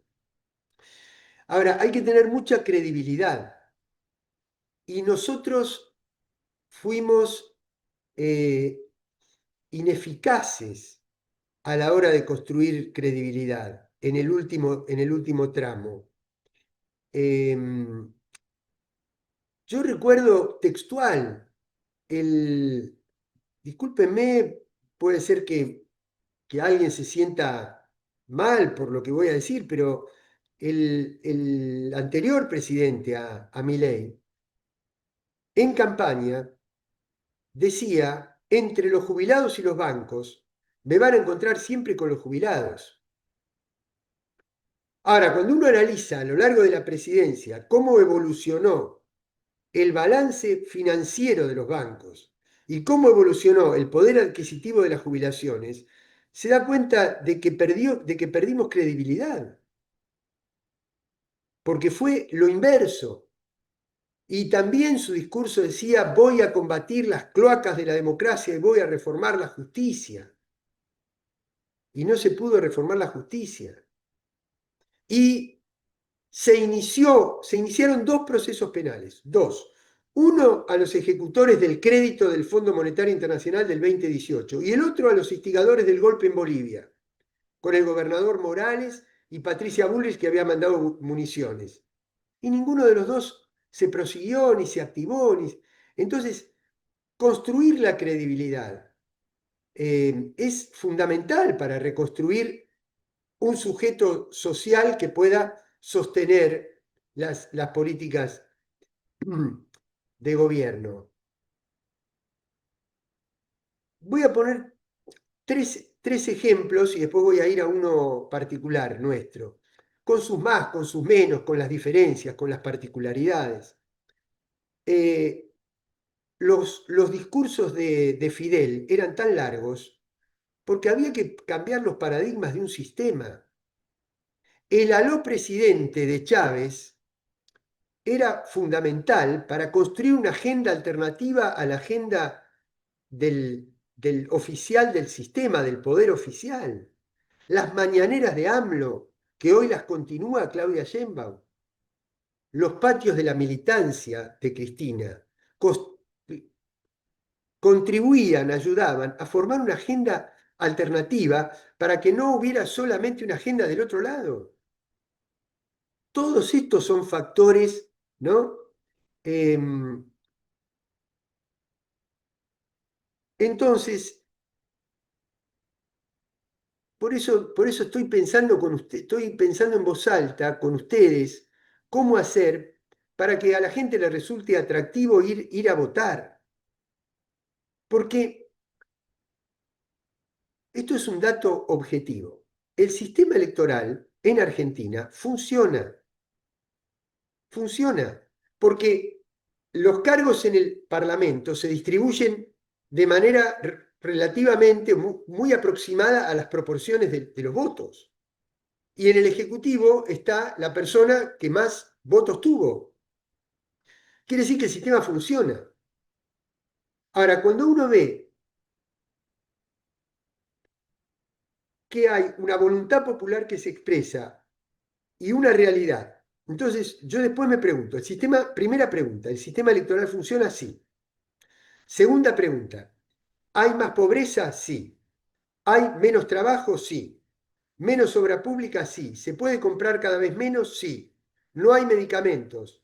Entonces uno dice, pero ¿cómo? Si el sistema electoral funciona y esta es la realidad, quiere decir que la gente cuando votó eso. Y no, nadie vota por perder el trabajo, nadie vota porque le saquen los medicamentos. Entonces, entre el ejercicio de la voluntad popular a través del voto y la decisión política de gobierno, hay todo un sistema de mediaciones que impone la democracia formal, la democracia procedimental, que tergiversan esa voluntad expresada por el pueblo. Ahora, cuando hubo gobiernos durante 12 años y medio que aproximaron mucho, que acortaron considerablemente la distancia entre la voluntad popular y la acción de gobierno, se los llamó peyorativamente populistas y se los condena a la inhabilitación perpetua para ejercer cargos públicos. ¿Mm? Es decir, cuando hay gobiernos profundamente democráticos, no procedimentalmente democráticos, sino profundamente democráticos, el sistema los cancela. ¿Mm? Entonces, hay que recomponer, decía, ¿cómo, ¿cuáles son las estrategias? Para mí son todas las estrategias, porque el poder se manifiesta multidimensionalmente y por lo tanto la estrategia para confrontar eso, para construir esa contracultura, también tiene que ser multidimensional. Es a través de las políticas del Estado, a través de la campaña electoral, a través de lo que no es estrictamente ceñido al universo del interior de la política, sino de la cultura general. Se construye esa estrategia a través de la historieta, a través del humor, a través del teatro, a través de la música, de la poesía, de las construcciones populares que son espontáneas, que son imprevisibles.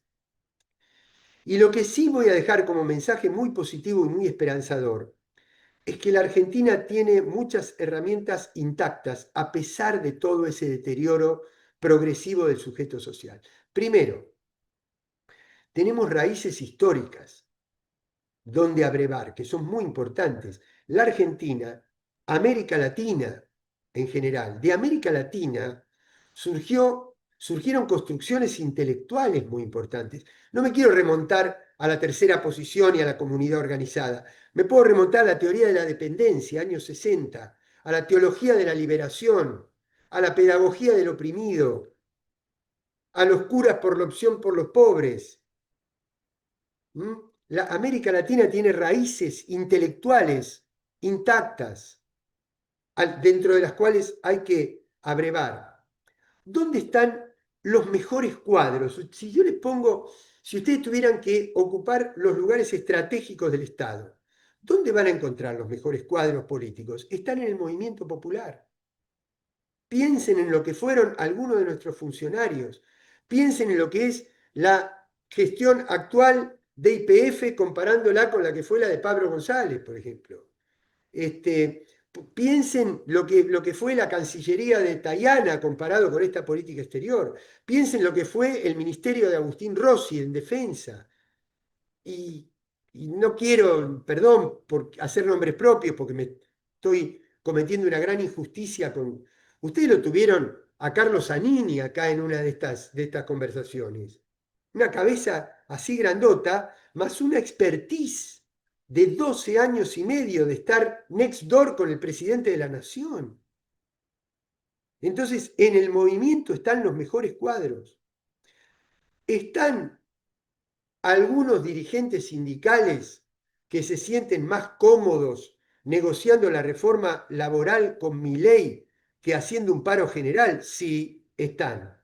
Pero hay una cantidad de dirigentes sindicales en organizaciones intermedias, en regionales, en los movimientos juveniles del sindicalismo argentino que son extraordinarios.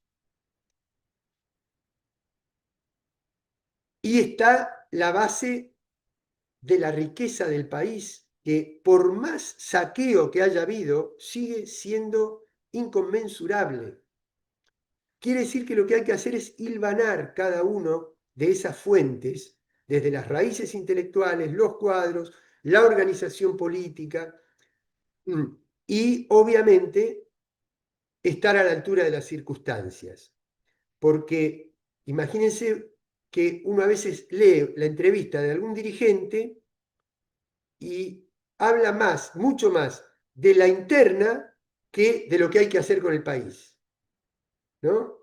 Entonces, claro, pero eso le puede servir a ese pequeño mundillo de cierta militancia, no voy a hablar en general de la militancia, porque la militancia está en contacto con la base social, y la base social lo que necesita es ver cómo puede ir a comprar queso y que le alcance la plata para comprar el queso, no qué es lo que está pasando en una superestructura, que tal dirigente le contesta a otro porque le votó una cosa. No le interesa eso a la gente. Y por eso acá en esta charla no, ni hablamos, ni vamos a hablar media palabra en ese nivel, vamos a hablar en el nivel de lo que tenemos que hacer. ¿Mm? Entonces, bueno, seguramente me estoy olvidando de alguna cosa más que quería. Ah, sí, sí. Yo escuchando a la Claudia, que conecta con cable a tierra, ¿vieron como el cable a tierra que tiene que tener la heladera? Bueno, lo mismo, el Estado tiene que tener cable a tierra, porque el Estado, para una mamá que va a buscar a la nenita al jardín y después la lleva a la plaza en una tarde de primavera, el Estado es el tobogán de la plaza. ¿Mm? Para un tipo que tiene un camioncito que tiene que repartir soda y cuanto más soda reparta, va a poder llevar un pedacito de carne de mejor calidad para el puchero de la noche a la casa. El Estado es que el día de lluvia pueda salir con la camioneta. ¿Mm? Entonces, si nosotros no le construimos esa calle mejorada o no le arreglamos el jueguito a la plaza, no va a confiar en nosotros cuando le hablamos del Estado. Cuando le hablamos del Estado. Y entonces, por ejemplo, el otro día me decía un empresario pyme, pero un empresario pyme de estos pymes que es lo mismo que un plomero, que un obrero de la construcción, pero decía, y ¿sabe qué pasa? Que yo tengo gente que no quiere cobrar en blanco porque tiene el plan y si cobra en blanco le sacan el plan. Entonces, bueno, tenemos que revisar eso también. Pero me decía otra cosa, que es donde quería ir. Me decía que a veces tenemos ese puntero de la cooperativa que le hace ir a barrer la calle a la gente de las cooperativas, pero resulta que el tipo acaba de cambiar el auto y va en un auto. Y sabemos que maneja una cantidad de tarjetas que no las maneja la gente que está con el documento, sino que la maneja el puntero. Y eso también hay que transformarlo. Y eso fue un mérito, perdónenme, quiero que me interpreten bien, no quiero confundir, pero quiero decir, Milei utilizó la trampa intelectual, de identificar la institución con la falencia. Es decir, que hay un puntero que se queda con alguna plata del tipo, sí, pero lo que hay que hacer es eliminar al puntero, no el programa de asistencia social. ¿Que hay algún dirigente sindical traidor? Sí. Lo que hay que hacer es correr al dirigente traidor, no eliminar el sindicalismo. Esa es la diferencia entre la motosierra y la pulidora. ¿Mm? Así que todas estas son estrategias con relación a a la Constitución. Sí, yo creo que hay que hacer una profunda reforma del sistema institucional. Aún así, con la Constitución que tenemos en todo un primer tramo hasta que se llegue a esa reforma constitucional, aprovechándola al máximo. Imagínense que la Constitución habla de la participación obrera en las ganancias de la empresa.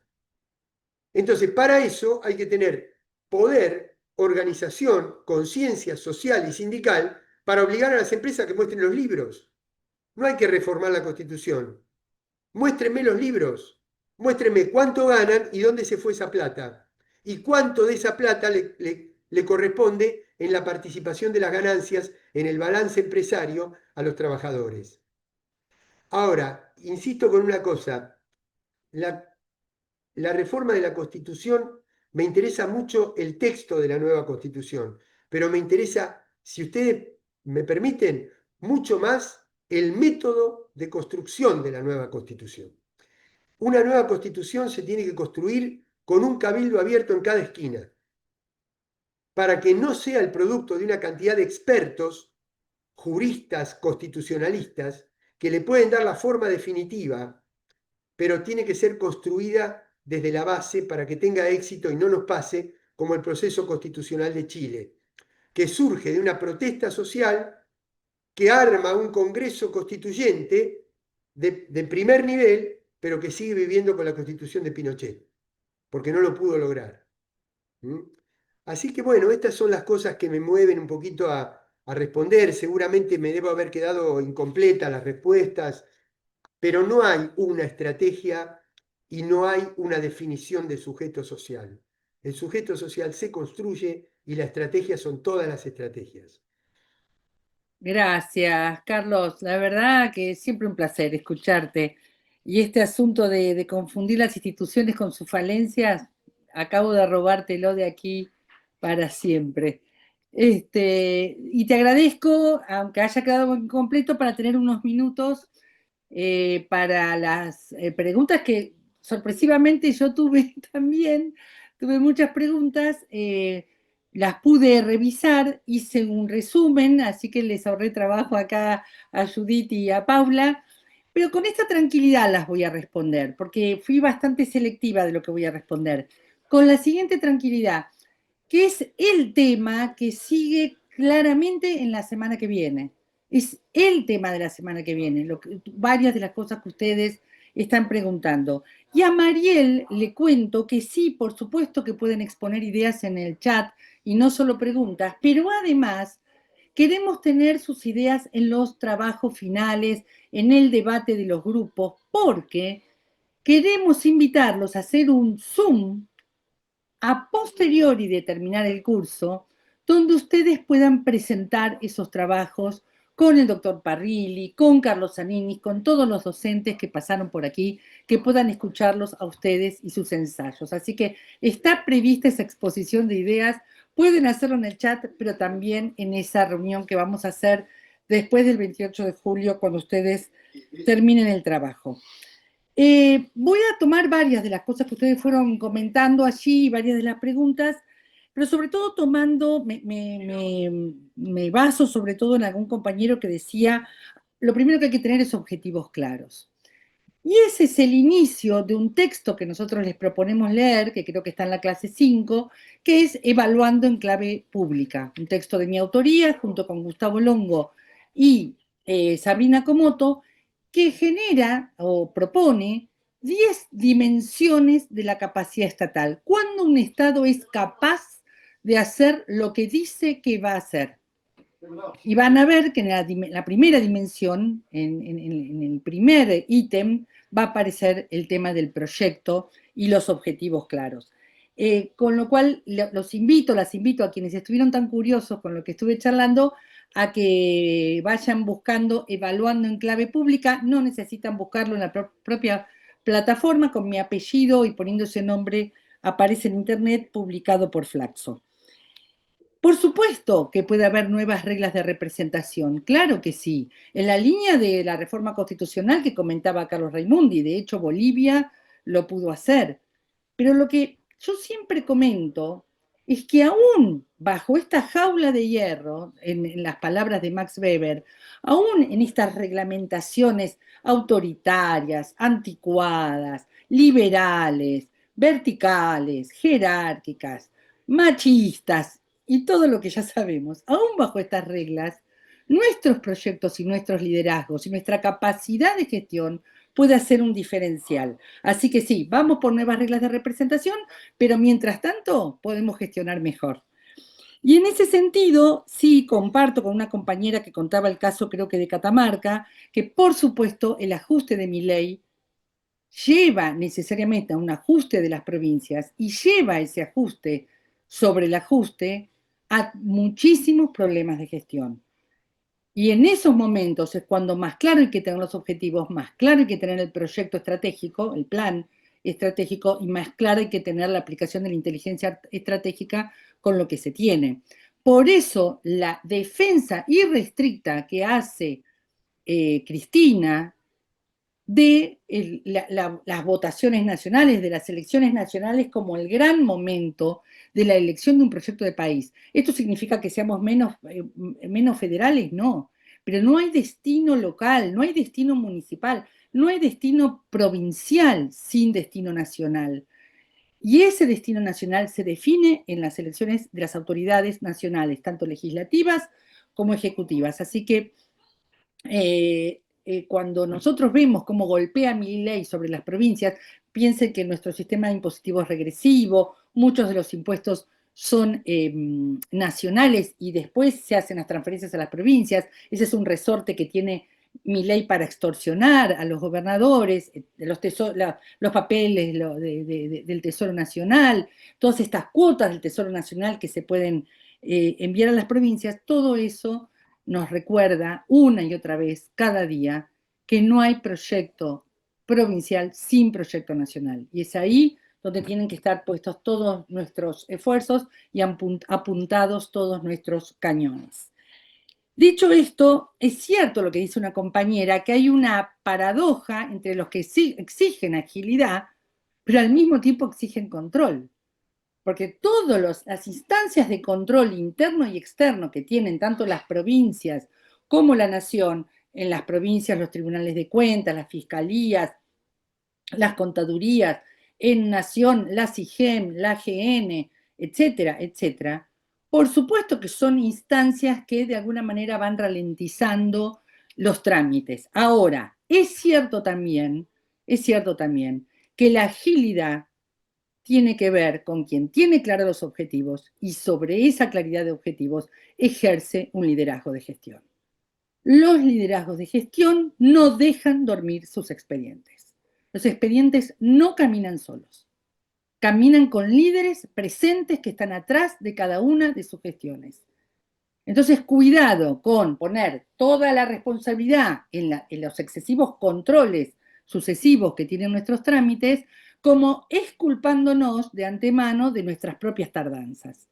Porque además se pueden hacer acuerdos muy claros con los organismos de control para tener otra agilidad. Y esto ha sucedido en varias ocasiones. Y siempre está el cuento que me gusta hacer de Pablo Fondevila, un gran compañero del ANSES, que nos contó cómo en un fin de semana cambiaron las reglas del Banco Nación para poder pagar la UH. O sea que cuando se quiere, cuando hay un proyecto claro, objetivos claros y un liderazgo claro, la agilidad aparece, aún con estos excesivos niveles de control. Cuando les digan que no hay control sobre la gestión pública, no les crean. Y en ese sentido, a la compañera que habló sobre la corrupción, cuidado. Nuestros niveles de corrupción, que los hay, tal como comentó Carlos sobre el mal dirigente social, el mal dirigente sindical, también hay malos funcionarios, estamos en la misma proporción de corrupción que todas las fuerzas políticas. Por supuesto que nosotros vamos a atender las nuestras y habrá que atenderlas.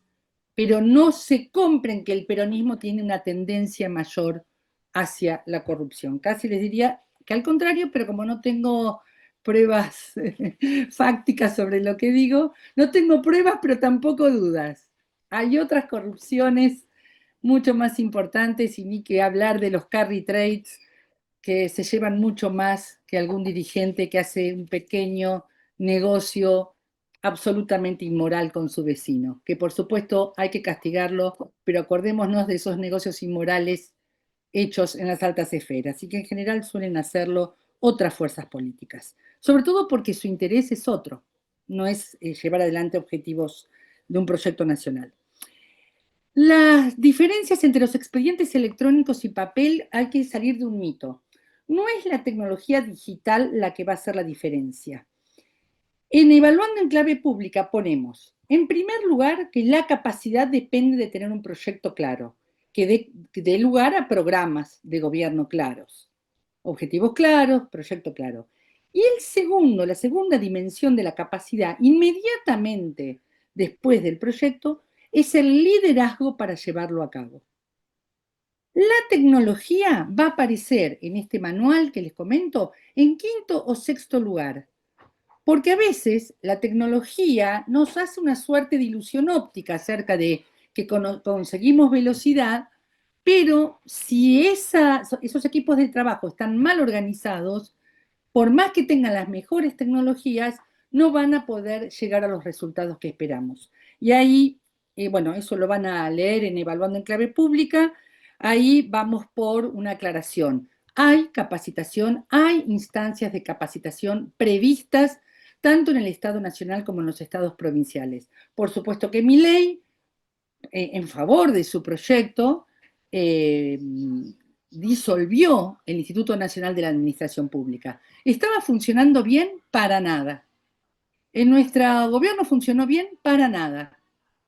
Pero hubo momentos en que los gremios estatales y que dirigentes y funcionarios públicos pensaron en la capacitación pública, con instancias muy virtuosas de capacitación. Así que las instituciones habrá que generar procesos formativos, y está muy bien como comentó algún compañero o compañera, tanto para funcionarios públicos como para trabajadores que tendrán que formar equipos político-técnicos claros alrededor de un proyecto más allá de las diferencias que puedan tener. La organización interna de estos equipos es el centro para mí de la eficacia estatal. Esa organización interna de los equipos depende de los líderes, de los distintos organismos y de los distintos departamentos. No depende de la tecnología. La tecnología va a venir en nuestra ayuda, pero si no hay un buen liderazgo, esa tecnología no va a servir para nada. Y si los trabajadores están desatentos en un mostrador, como alguien comentó muy bien en el chat, si hay trabajadores desatentos, esto que dio lugar a la figura de Gasalla, no es responsabilidad de esos trabajadores. Me pregunto por qué el funcionario público a cargo de esa oficina no está su escritorio en ese mostrador. Inmediatamente al lado de ese mostrador viendo cómo se atiende. Si el espacio débil de ese organismo es la atención al público, el funcionario público no tiene que estar en el cuarto piso, tiene que estar en la planta baja, en la mesa de entradas. Con este sistema resolvimos los enormes problemas de gestión que tenía la Dirección Nacional del Monotributo Social. Yo tenía enormes ideas acerca de cómo mejorar la asignación, el dar, ¿no?, a sus usuarios el monotributo social. Tenía muchísimas ideas. Solo lo pude resolver la agilidad del trámite del monotributo social cuando bajé mi escritorio a la planta baja. Lo demás eran puras buenas ideas.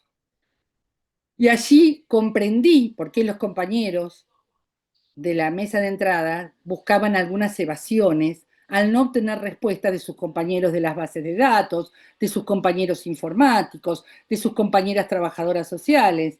Entonces, cuidado con siempre responsabilizar a los que serían la primera línea de atención al público. Dicho esto, yo la verdad que, como me pasa lo mismo que dice Carlos, tendría muchísimo más para comentar, pero me quedo con la tranquilidad de que este va a ser el tema central de dos clases, sobre todo en la semana que viene. ¿Sí? Si van siguiendo las clases van a ver que este tema lo volvemos a tomar. Yo preferiría, si te parece, Paula, salvo que haya algo que consideres del chat que tengamos que saber, yo preferiría que haga un cierre Carlos. ¿Hay, Perfecto, hay Claudia. Y alguna? quiero reiterar un concepto que destacó Carlos y nos están consultando, que es esta idea de que Milei confundió la institución con la falencia, ¿no? Y detrás de ese argumento construyó parte de su argumento electoral hasta el día de hoy, también de conducción de gobierno. Y yo me había olvidado, aprovecho, me había olvidado de comentarles que el texto de Noemí Brenta, de su libro Historia de las relaciones entre Argentina y el FMI, y su página 275, que es la que leyó Carlos Zanini, ya está subida a la plataforma del Patria Virtual en la clase correspondiente. Así que pueden consultarlo allí. También hay otros artículos de Noemí Brenta en la clase 2. Carlos, ¿algún comentario? No, yo Tenemos unos solamente, minutitos finales. sí, no, solamente agradecerles y destacar la importancia de estos cursos, ¿no? En un día como hoy, tomar tanto del manual, de todo manual de conducción política como del modelo argentino para el proyecto nacional del general, la importancia de la formación, ¿no? Pensar, conocer para entender, entender para tomar buenas decisiones y tomar buenas decisiones para actuar. Así que por eso la importancia tan grande de este tipo de cursos. Y prefiero no decir más nada y que nos quede pendiente para un próximo encuentro. Así que siempre a disposición, agradecerte, Claudia, y agradecer la presencia y la atención de ustedes. Un abrazo de corazón. Bueno, gracias, Carlos. Les cuento a todos una infidencia. Carlos y yo estamos a 10 cuadras de distancia dictando esta clase porque somos vecinos de acá de Citibel. Y siempre, más allá de que nos podemos ver en otras instancias, siempre para mí es un placer escucharlo. Y Igualmente. aprovecho, gracias, Carlos, aprovecho que leí de reojo algún chat, después lo vamos a leer con tranquilidad, algún chat acerca de que controlar y evaluar siempre es sugerir, orientar, guiar, aprender para el siguiente ciclo de gestión. Esto lo van a ver con toda claridad en el indicador número 10, en la dimensión número 10 de las 10 dimensiones de evaluando en clave pública. ¿Para qué evaluar? ¿Para qué controlar? Se controla y se evalúa para aprender para el siguiente ciclo de gestión. Y en todo caso, lo disciplinario correrá por su carril.